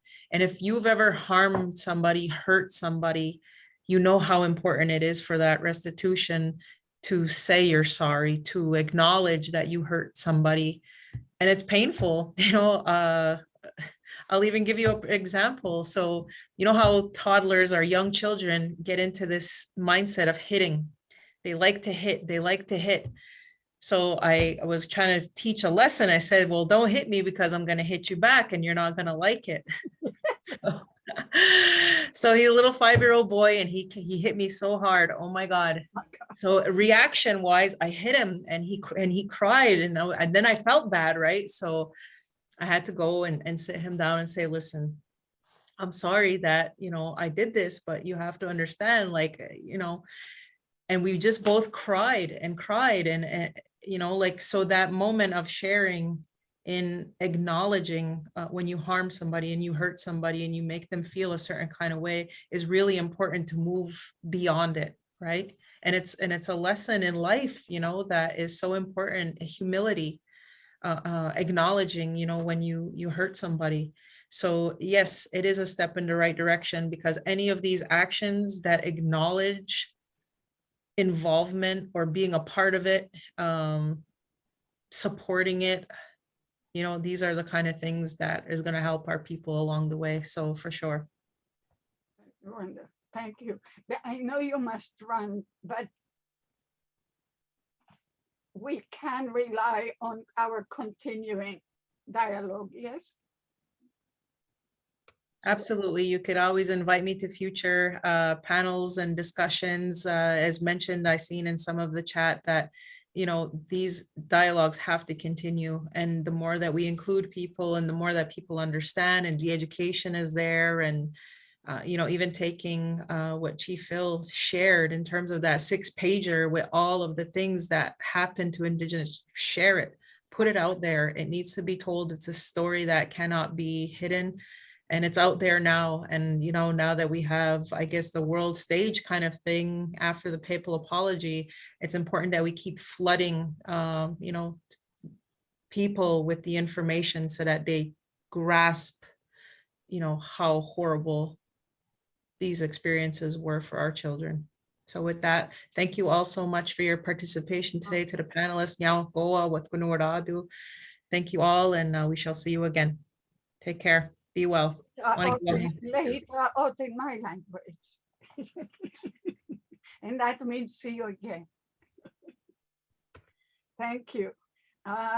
Deborah, you want to add something, or should we go directly to Phoebe, because many of the questions were about education? Unless, Deborah, is there any? We can go to Phoebe. I just wanted to add something about the churches, if I could quickly, is Sure. that was mentioned that, you know, I've seen some churches saying, well, we're going to invite Native communities into the churches for healing. And I'm telling you, that's been a fear of many, because as we're talking about rape and hitting violence against children, and what some of the nuns and priests, what they represent to this children, that is pure terror for many.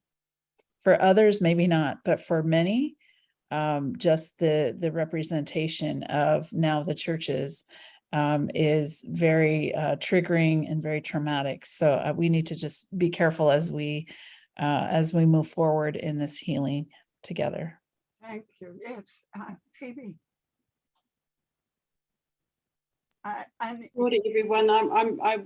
I've lost the train of thought around the specific questions around education, but that whole healing from that and to educate, and I know it has been part of our healing in Aotearoa, New Zealand, that we have been part of a resurgence in terms of reclaiming the education space. We have localized curriculum that I've led for a number of years. I've been a curriculum designer, and it's designing and implementing our own Indigenous curriculum, and not to shy away from the stories, the real stories, not the sanitized versions for the tourists, but the truth needs to be heard. And you know, our children watch crime and all sorts of violence on TV every day, and you know, but that's not to say you know, that we don't do it because they'll be hurt from it. We're teaching it to 5-year-olds in our way. We're aware of what they can take in, but we don't shy away from it, because if we don't, that's our freedom, that's our healing, by telling the truth. So we don't shy away from talking about what happened to us as a people, about the genocide, about the loss of language, because in that, you know, to know a language is to know one's people, and what happened, and being beaten for speaking our own language. That story is here, and if we keep it silent and we don't say it, that's part of that trauma that stays down in us, and it needs to come to light. So education is our way forward for us. It's not the only way, but it's a big way for us in terms of that reclaiming what is ours, and it's our history. So we acknowledge our traditional education. It's called Te Puna Mātauranga. What we know is our traditional knowledge. We acknowledge it, the ways we hunt it, the ways we do our own maps. There's traditional maps, there's traditional science. And, you know, we are still getting universities in our country saying there is only one science. There's no traditional science. It's our science, and it's Western white science. Well, we're fighting back. We're fighting back those institutes. We're claiming what is rightfully ours in terms of our knowledge. And so there's a lot of work in education. We're also doing work around racism, which is in our schools, and what we need to do about that. So there's a lot of learning going on as First Nations teaching the minority, being in control in some spaces of the minority, and teaching the minority what will work, what is good for all. If it's good for me and my people, it's good for everyone. That's what we say. What's good for us is good for the all. Kia ora. I too have to run very shortly, sorry. Another few minutes. Yeah, we are about to almost to leave, but I want to add that we will have a special webinar on education. I mentioned to you privately that one of our advisory council members Francisco, who is a Mexican Mayan, built a university that provides intercultural education. It's the first Mayan university in the world. And I think it could be a fantastic conversation, cultural and interculturality, a fantastic conversation across the world about this. Phil, Sister? Yes. You know, I before we go, I think it's so important to get to the bottom of the core of this, and that's the papal bulls. The papal bulls, first one was issued in 1453. What these papal bulls in essence said exactly, which was done throughout the world, and that is this. These papal bulls said, if you encounter anybody who's not Christian, Muslims, whoever they are, indigenous peoples, any place in the world, you had the right to enslave them, to take their land, to do whatever you wanted, because they were not human. So, along with across the Americas, what happened, we're just touching a little bit of what happened across the Americas. South of the US border, there's 70 million indigenous people who are, genocide was committed. But then you have in Indonesia, the Dutch used this as a way, and what they did there, across the Pacific, into Aotearoa, Australia, that was all Africa. My gosh, what they did in the all across Congo all came out of the papal bulls. That's why we're pushing so hard. But if the Pope says no, if that's taken away, then the whole legal system is still being practiced, the doctrine of discovery, which essentially said, oh, it's all right. This is undiscovered land. We have the right because these are savages. The papal bulls. It's a foundation. When that's pulled out, my gosh, there's reparations from the, where did that money go? Sitting in the Queen with the Queen of England, with all the royal families, with all the rich people who took money, ripped off money across the Americas, across the Pacific, Australia, New Zealand, Africa. My gosh, what they did in Africa. And then they even went to India with the same papal bulls, the same thing. This is the core of this whole thing.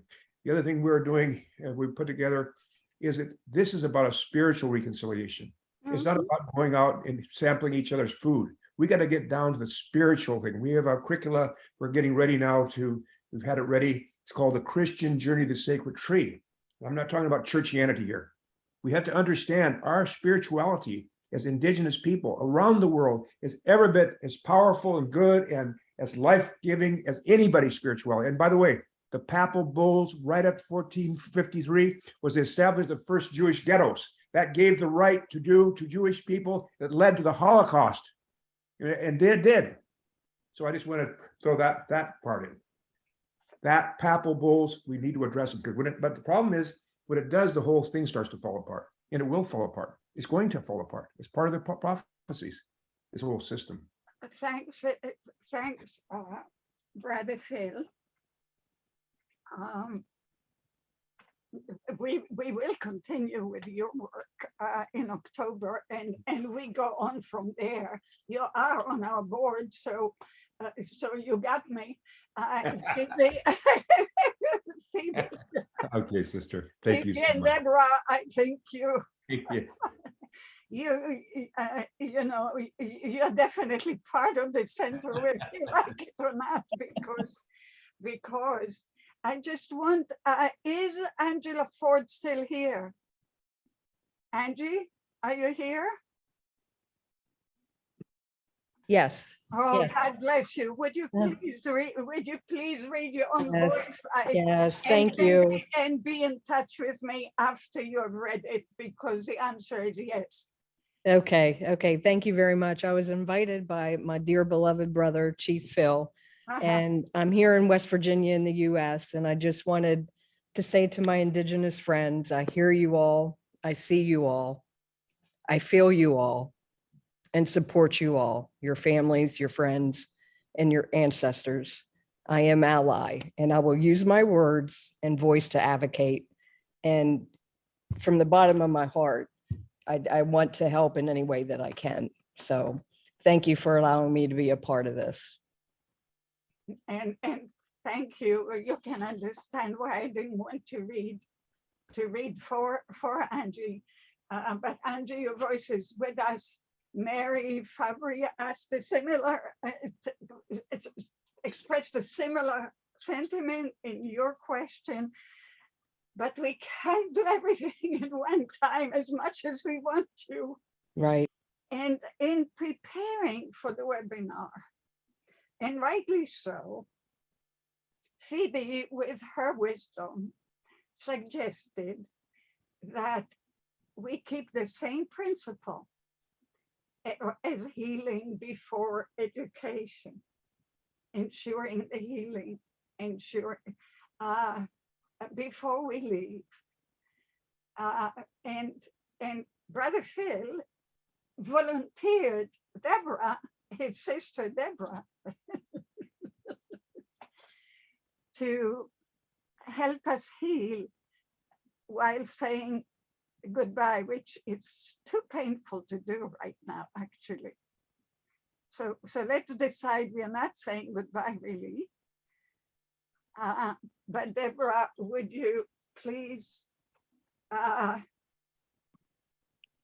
let us go with the angels? Go ahead. Well, ACM, but in our language, in our Lushootseed language, we say Hoit Siaya. Hoit Siaya means see you, my friend. So there are no goodbyes, but just an exchange of moments and time. And so thank you all for joining us here today. It takes a lot of courage to have these conversations, but also to listen and to think, to examine maybe what you've been through, what we've individually and collectively been through, and how we've contributed to this world, whether we continue the hurt and pain or whether we stop it and work on our own personal healing and healing of our families. That takes a lot of great courage. So I just want to acknowledge those who have really tried to bring back that balance into this world, and especially, Hereditary Chief Phil Lane Jr. Thank you, Uncle. And since you asked me to do something, I can't say no. So I was wondering what did he say? What did he volunteer me for? Like that song you I sang know. when we sent that eagle wing down to our relatives, our Mayan relatives, and we stood down there right by these cedar trees on the sacred Salish land, Simiamu land. That song. Okay, I'd be honored to sing the song, of course. The song is a song that comes from the Tsleil-Waututh people, from the George family, and our ta'a, which is Amy Marie George. She taught me this song many years ago, and sang it to my two children, Halia and Scalus, when they were little. So the song is to honor the Spakwa, the eagle. Oh, ye Lord.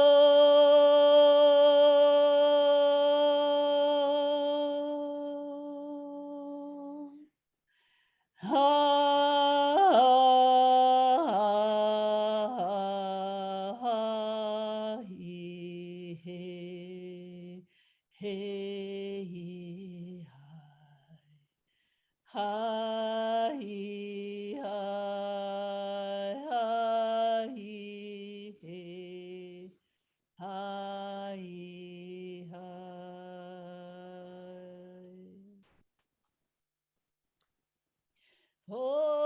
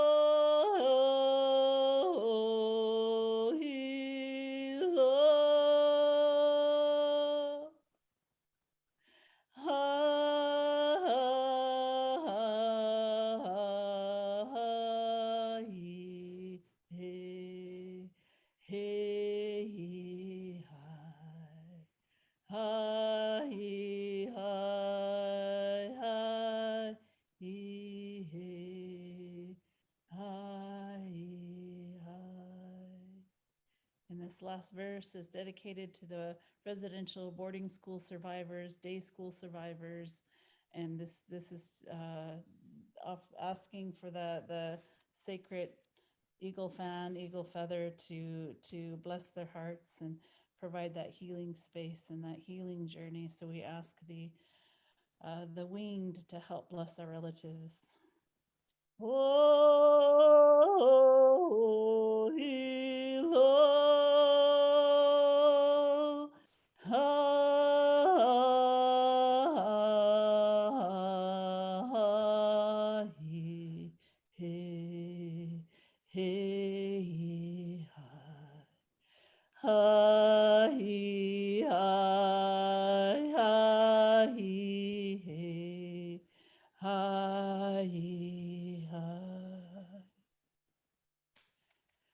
Oh, all my relations, thank you for this time.